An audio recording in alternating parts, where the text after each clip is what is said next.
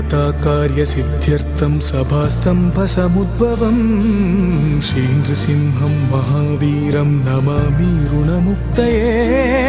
लक्ष्म्यालिङ्गितवामाङ्गं भक्तानां वरदायकम्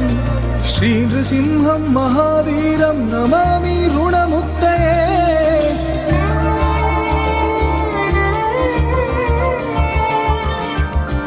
मालाधरं शङ्खचक्राब्जायुधधारिणं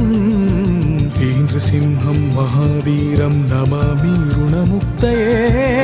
स्मरणात् सर्वपापग्नं कद्रूजविषनाशनं श्रीनृसिंहं महावीरं नमामि ऋणमुक्तये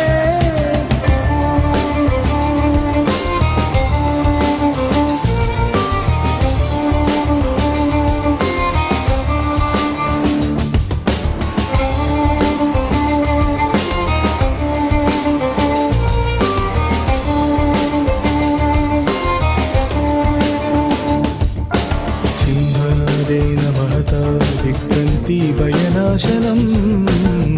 नृसिंहं महावीरं नमामि ऋणमुक्तये प्रह्लादवरदं श्रीशं दैत्येश्वरविदारणं श्रीनृसिंहं महावीरं नमामि ऋणमुक्तये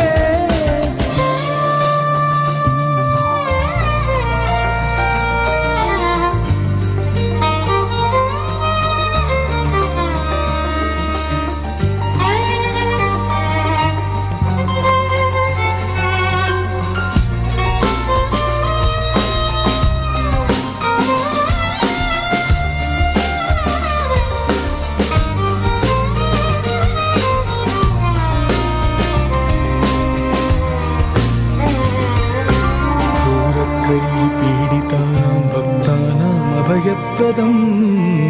नृसिंहं महावीरं नमामि ऋणमुक्तये वेदवेदान्तयज्ञेशं ब्रह्मरुद्रादिवन्दितं श्रीनृसिंहं महावीरं नमामि ऋणमुक्तये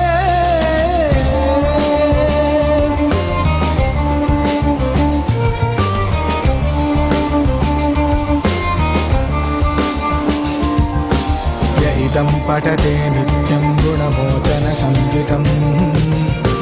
अन्धुनी जायते सद्यः फलं शीघ्रमवाप्नुयात् य इदं पठते नित्यं गुणमोचनसंयुतम् अन्धुनी जायते सद्यः फलं शीघ्रमवाप्नुयात्